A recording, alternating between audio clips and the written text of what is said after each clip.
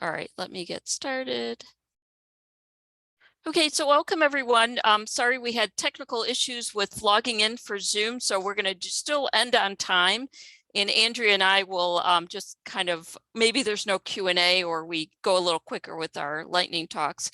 So welcome back and to the 2023 North American Virtual Reference Conference from your break. I am Sandy McCarthy. I am a coordinator, co-administrator actually, of the Michigan Virtual Reference Service Collaborative Research Help Now here in Michigan.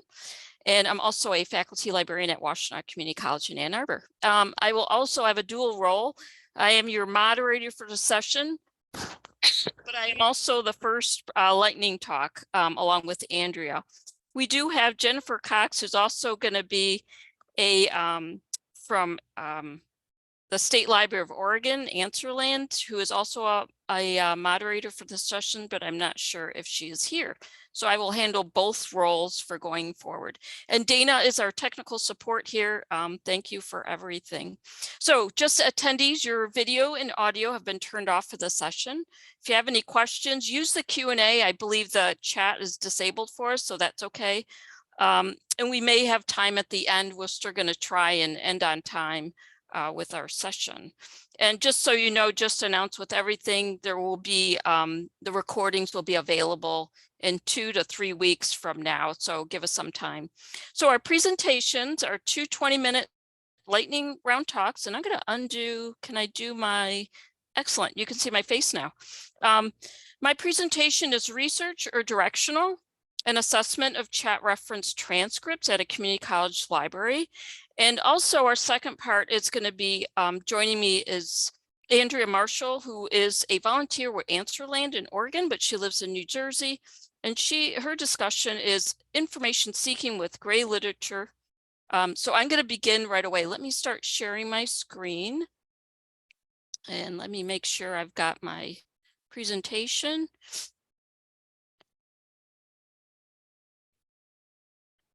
Let me put this. Maybe if you can put thumbs up, everybody, so that I know you can see my screen at this time. All right, perfect. Thank you so much. So I'm going to skip my intro. But again, I am a faculty librarian at Washtenaw Community College. I am here in Ann Arbor, Michigan. And I've been dealing with chat since 2004. And like I said, I am a co-administrator with our Michigan Virtual Reference Service. So let's keep going. I'm going to give you just a brief overview of who Research Help Now is, a little bit about my community college. I'll talk about the Warner model, which is what we used for assessment and a definition and how we used it. We do have LibAnswers, so I'll show you how I set up this, our system to apply the Warner model. And then I'll talk about running, like, what did it mean, the reflection in the end, that assessment piece, and reflecting on why we are using this and what it gave to us. So really quickly, Research Help Now started in 2004. It was only community college librarians. As of today, we are 19 Michigan libraries, 10 are community colleges, 9 are from the universities. And that's a combination of small private to a private college to some of the big universities here in Michigan.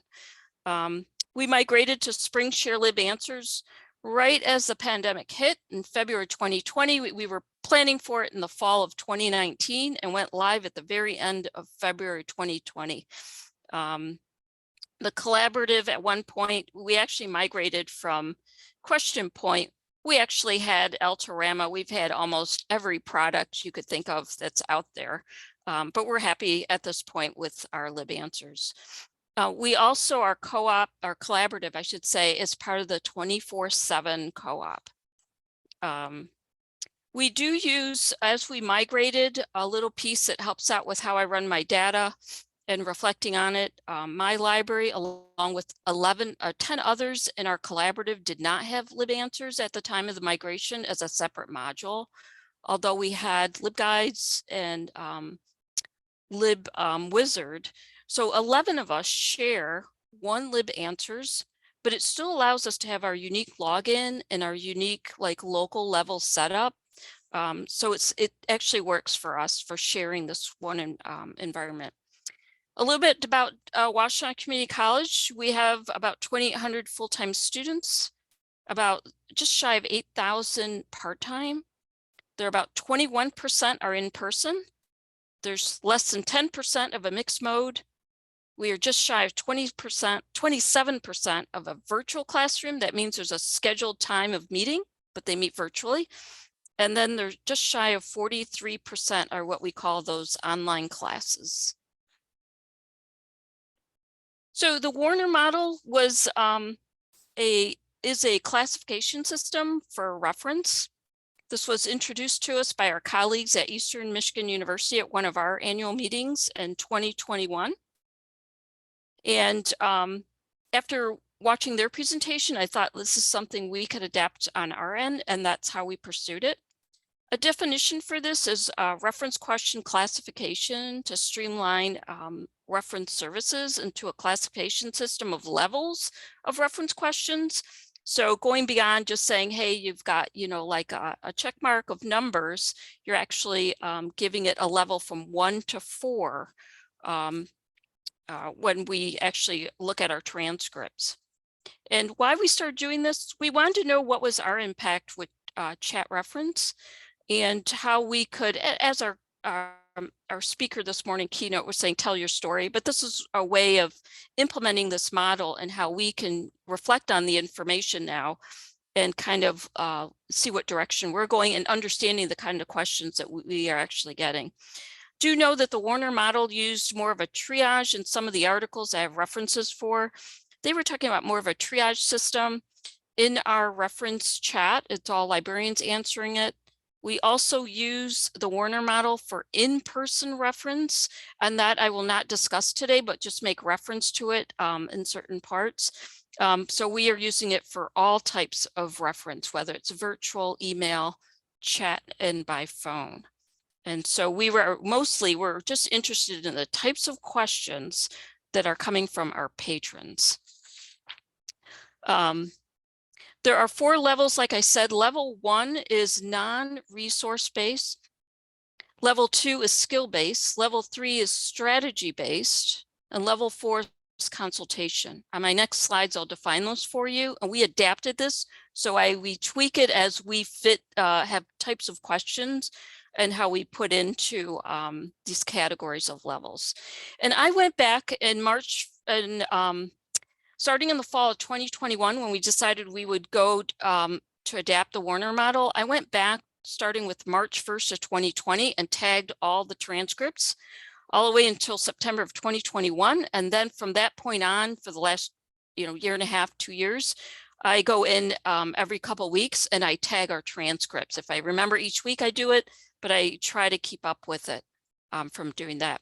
For in-person, just as a reference, we use a LibWizard form. And after answering a question with someone, we actually give it a level, a time frame, a date, and if it's in person or on the phone. So it's here, it's listed there too. So really quickly, level 1 are questions that could be directional, something really straightforward to answer.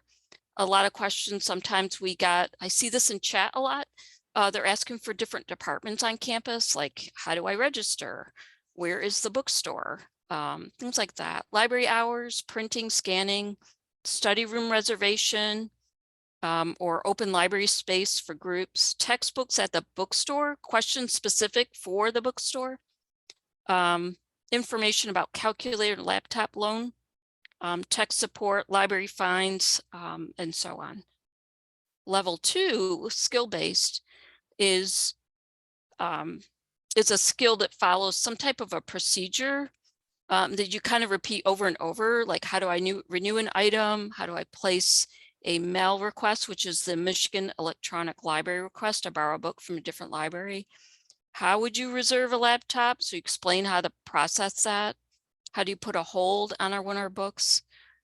Maybe the question is more textbook based, but they want to know if the library has a question. Calculators, again, if we actually show them how they can reserve this through our catalog. And we have questions that come in from an art exploration project. interview questions about services, questions about donating books. Level 3 is these are your research questions, strategy based.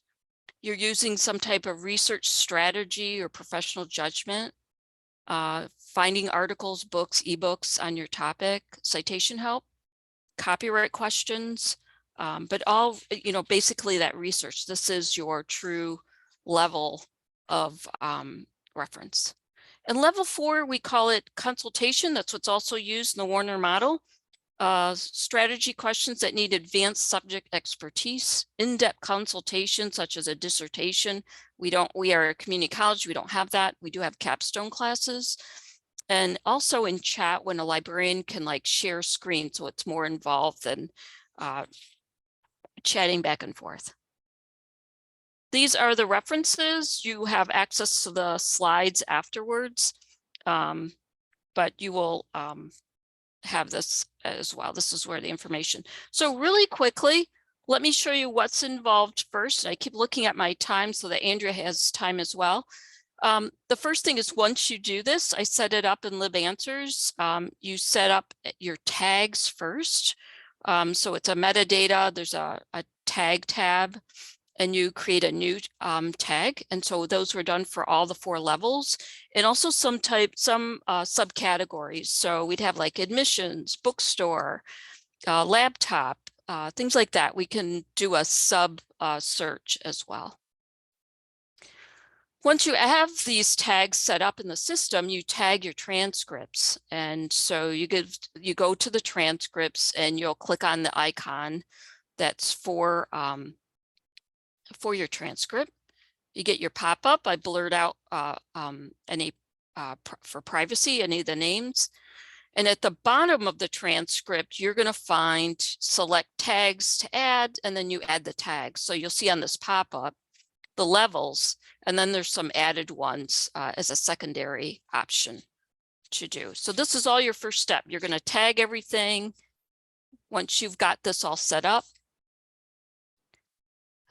you can look again on the transcript page, and they actually get labeled, so you can visually see them, but you can also run reports from here too. So what did it all mean to us? Running reports, once you have this set up with your system, now you're ready to run a report, make an assessment of what you're finding.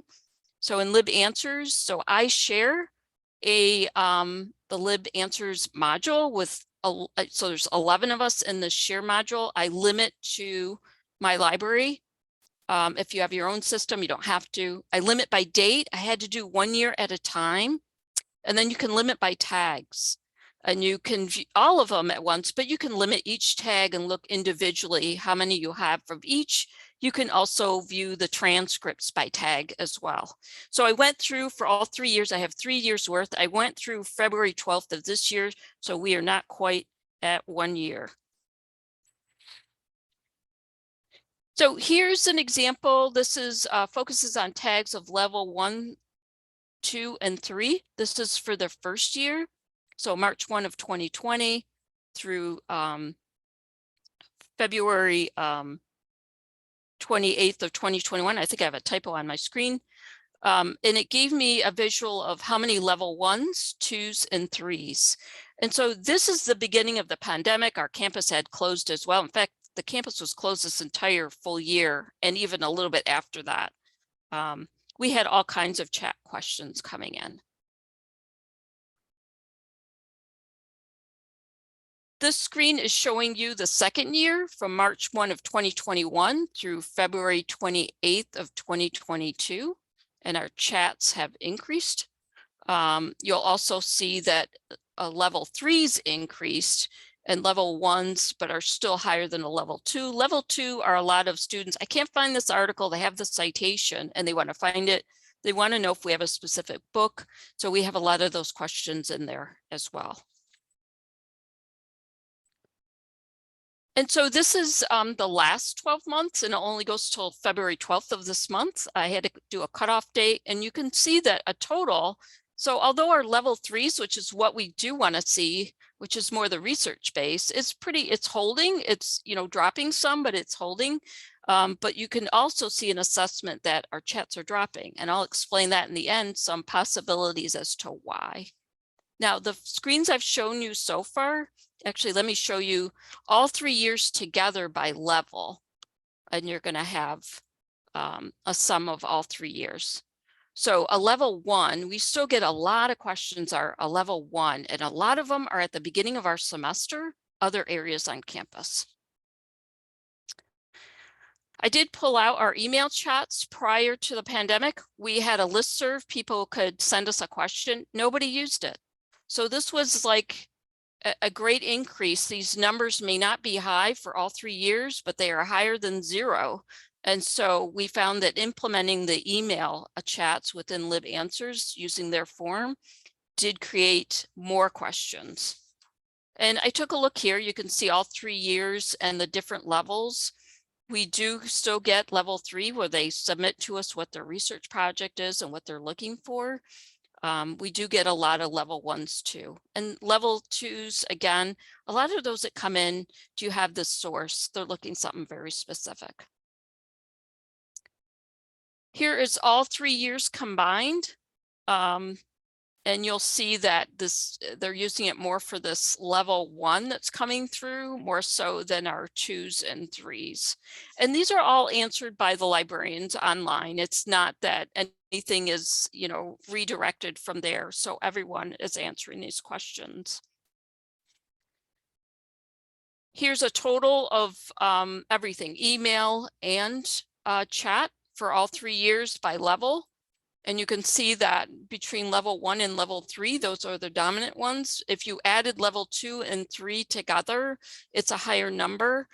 And from what I was, you know, I was making note of it. A lot of these level 2 really are specific to, do you have this specific article or this specific book or ebook, either way of doing it.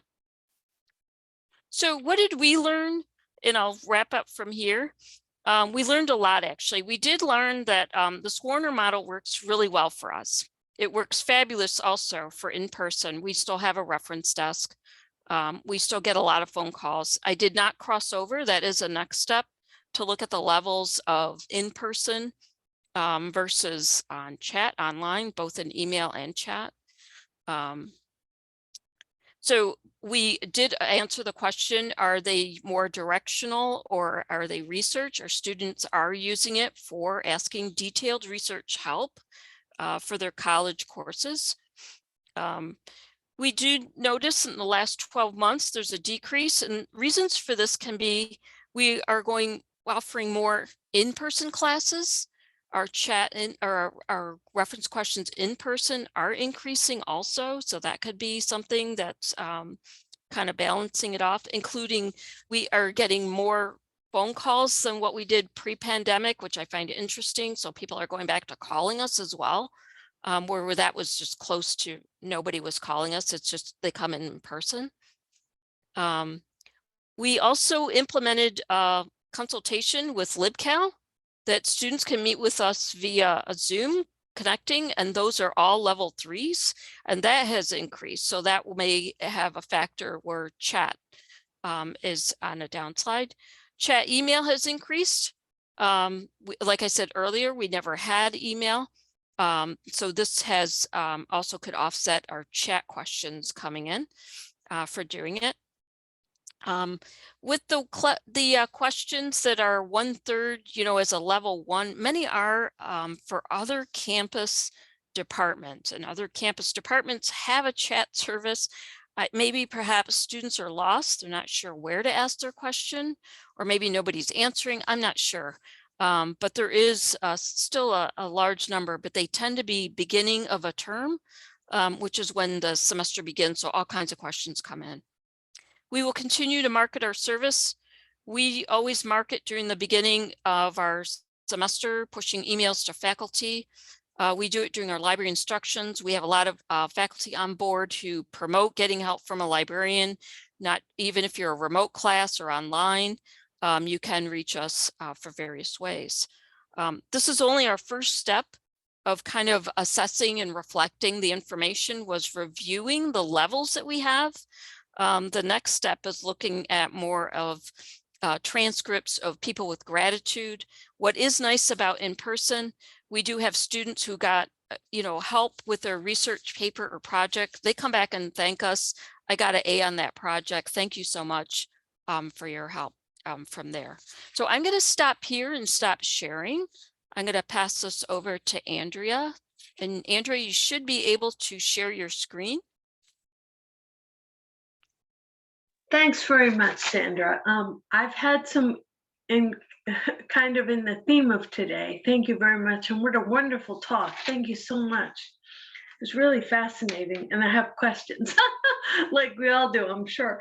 Thank you so much. So I had some technical kerfuffles, which is a theme today with my device. So in the interest of conserving time for all so that we have time for questions too, I'll be happy to share with anyone who's interested in my slide deck for today's presentation after my talk, if that's all right. Thank you very much for your time today. So I'm going to talk about information seeking and grid literature. I'm currently an online reference volunteer for Answerland, a service of the Oregon State Library. And I'm also a researcher and an artist. And one thing that I see a lot with information seeking in particular, I mean, we all know as librarians, there are vagaries and varieties that attend not only information being used, but information being disseminated and extrapolated down to their most sort of like common denominators. And often, what I think librarians really do well is we can read nuance during reference transactions and collaborate with patrons who don't often realize that they are themselves a resource to helping us find the information they're seeking. And with that sort of said, what is grid literature? So grid literature is many things. It's a meta, I think it's a meta information structure actually. And just to give you an idea of how large this structure is, the GrayNet International Grid Literature Network has a wonderful website of free resources, by the way, if you're interested. And they're a research think tank in the Netherlands. And they actually have a list of document types in grid literature. And yes, I know all librarians, we love that kind of thing. We love lists too. So to give you an idea of the volume that we're dealing with, they have an alphabetized list. I'm going to read just some bits from the list because it really covers a lot of ground. Abstracts, annuals, advertorials, blogs, book lists, brochures, call for papers, case studies, code books, country profiles, course materials, deposited papers, discussion papers, e-prints, e-texts, exchange agreements, fact sheets, flyers, folders, glossaries, handbooks, indexes, internet reviews, interactive posters, gray journals, non-commercial journals, K-blogs, leaflets, lectures, LibGuides, manuals, memoranda, notebooks, orations, off-prints, patents, posters, policy documents, proposals, questionnaires, readers, registers, reprints, risk analyses, satellite data, statistics, syllabus, tenders, theses, timelines, website reviews, web pages, yearbooks. So essentially, grid literature is many, many kinds of information. And in that mindset, we can think about just how often we as librarians are confounded, contextualizing, or completely nonplussed by the questions we're asking and we are asked too, right? And because these things are always reciprocal, they don't happen in vacuums, fortunately, we're conversant with all types of knowledge structures and all types of document types. And the question is, why would grid literature be of interest to us in particular? Well, grade literature, because as you've seen from the list I gave, bits of it anyway, it's by no means the full thing. Grade literature disrupts hierarchies, conventional information infrastructures, and formalized knowledge structure protocols. It's not dedicated to refined and formalized peer review processes, hierarchical credentials, and institutional barriers that are often one way of barring users from accessing the information sought. Instead, the goal of grade literature is to circulate knowledge and contribute to it ongoingly, continuously.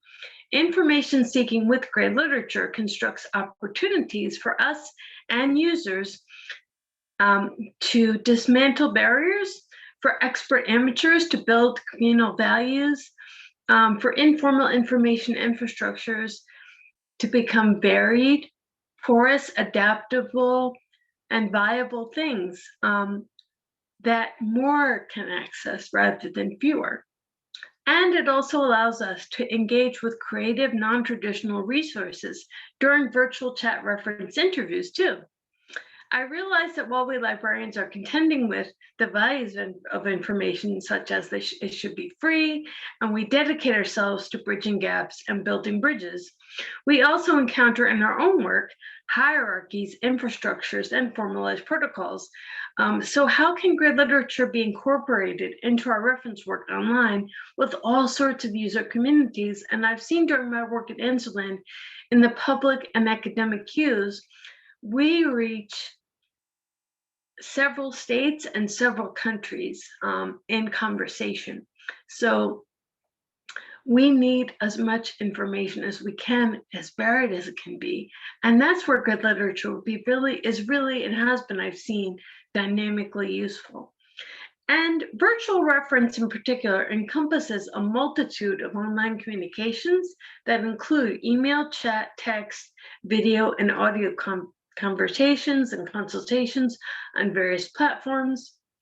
And because virtual reference is often impacted by time constraints, tech glitches, errata on either the side of the librarian or the patron, or during a search, or during conversation, and additional other disruptions, interruptions, and delays that many of you can relate to, I'm sure, what we can see is that grade literature may act as a platform to access more regulated credentials. So in other words, I'm talking with a student, and I have done this through Answerland, and in order to see a question about a topic, I might go to Wikipedia as a resource index, basically, that has links to resources that are more credentialed and more reliable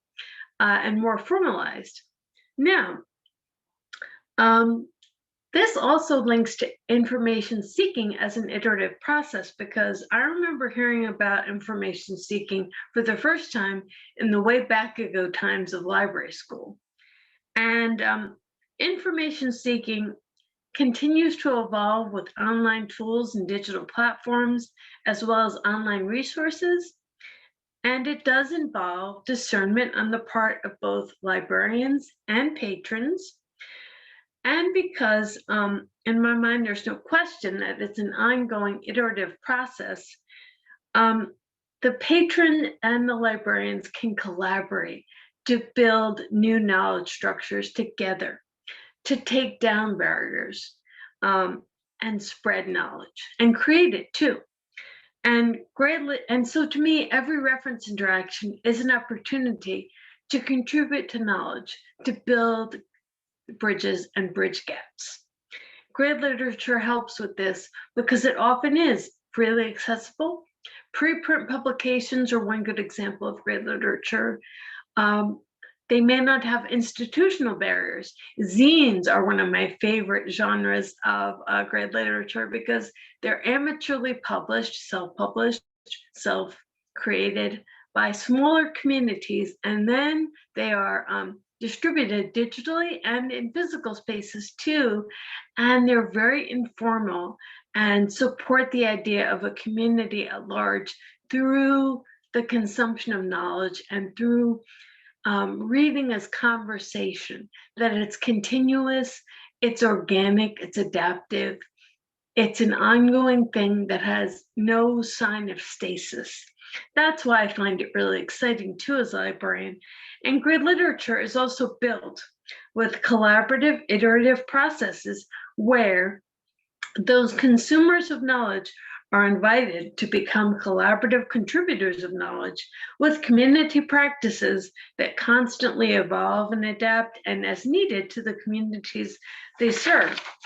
So there are impact factors in chat reference I mentioned, and maybe unique challenges are created often for patrons, right? And for librarians too. So grid literature resources are one way to begin a first step when information seeking, looking for that particular nugget of information that will then satisfy the need of information that erupts because of a question, a meeting, a conversation, a wonder, because we are curious people for sure. And great literature allows transparency in knowledge structures. You can literally see knowledge being built. Preprint publications are just one example of.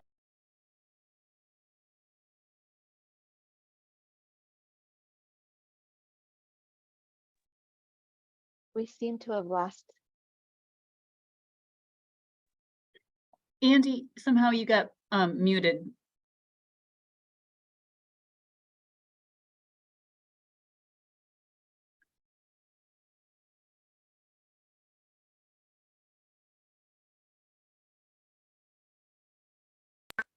Conditions or hierarchical barriers or institutional policies, you can really unpack information from the ground up.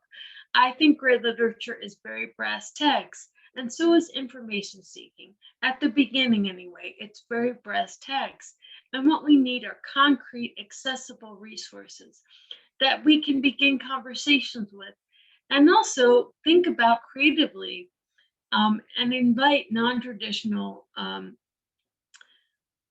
resources to add to creative solutions and brainstorming. So let's think of ways that we can really support creative, non-traditional information seeking with practices and collaborations in conjunction with patrons. Let's invite them in as collaborators, contributors, and fellow wonderers. And I really think that it's really critical for today's world too, especially with online platforms, information, and online literacy. And digital literacy is being varied and very different among different communities, populations, professions, and interests, that this is a way, grid literature is a way of bridging gaps and building bridges. Thank you very much for your time.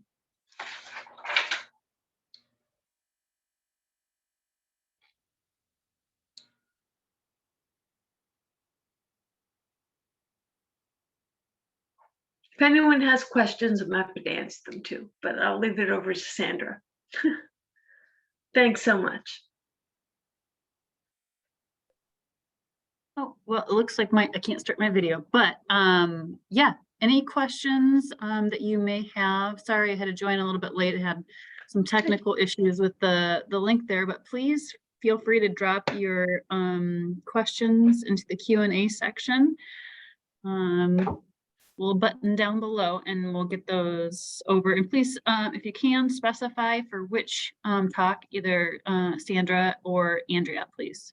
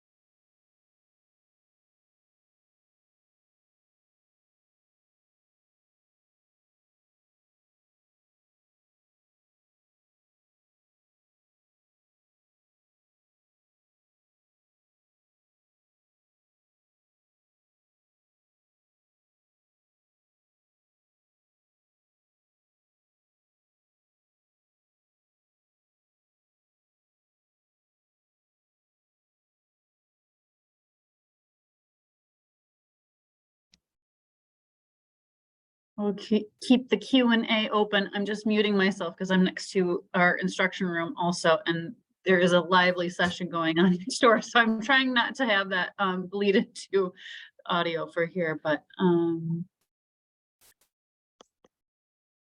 we'll keep the Q&A open for just a few more minutes here. Yeah, and we could be that we're out of our time, so Mhm. yeah, everyone's going and Yeah. it's at the end of the day too, so Yeah, I understandable. know. Yeah, that might be it. Sorry.